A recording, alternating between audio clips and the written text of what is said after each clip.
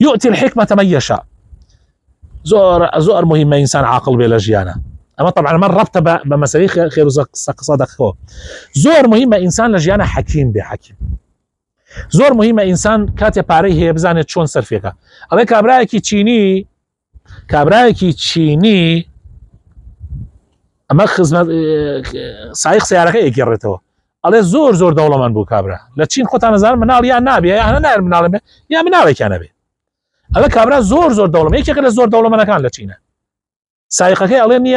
من بردوام خزمتي ما كردو سيارة أمانة. على أي شر كويه كردوا هر كويه كردوا عايش يعني. على الأخيرة كابرا مرد. حكي ورسكيه بوش نكيم معه. على من جنكيم خواست. حكي فاريه كوت جرد سيخوب. على دعاء زانيم أو خدمت كاري من أو خدمتي منك نكمل خدمتي يعني دعاء بوم دركوت أما تشان صار من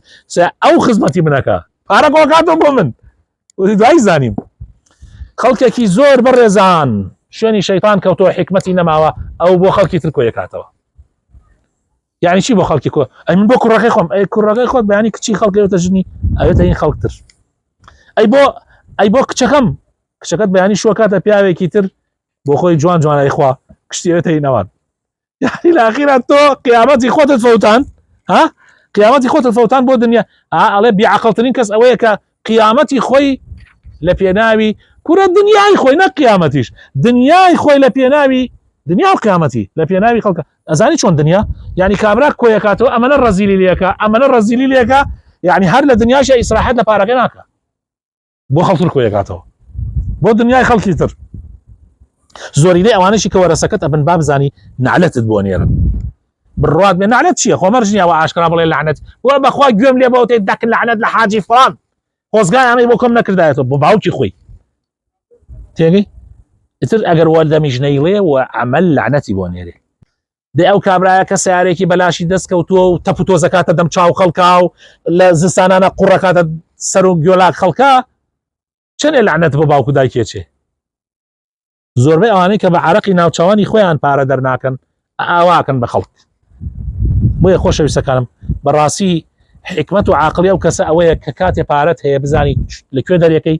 چۆن سەرفیەکەی حکمت ئەوەیە ئاڵێ حکمت چییە حکمت ئەوەیە کە ئینسان لە قورئان و سونەت جوان تێگەیشت بێت حکمت ئەوەیە کەوا وضع الشيء المناسب في المكان المناسب في الوقت المناسب وضع الشيء المناسب في الوقت المناسب في المكان المناسب شتي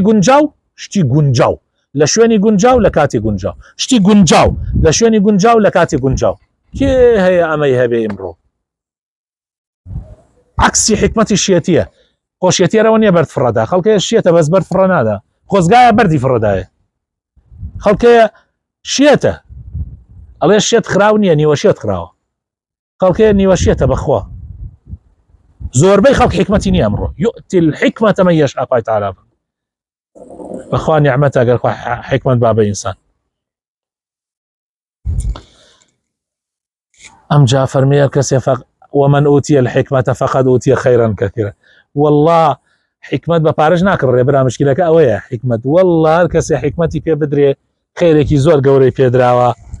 وما يذكر إلا أولو الألباب کێ لەم قسەتێگا کەسی عاقڵ و ژیر خاوەن عقل قورئان و حەدیث بۆ ژیرەکان هاتووە بۆ بێعەقڵەکان ناتوە بەداخەوە هەزار جار بەداخەوە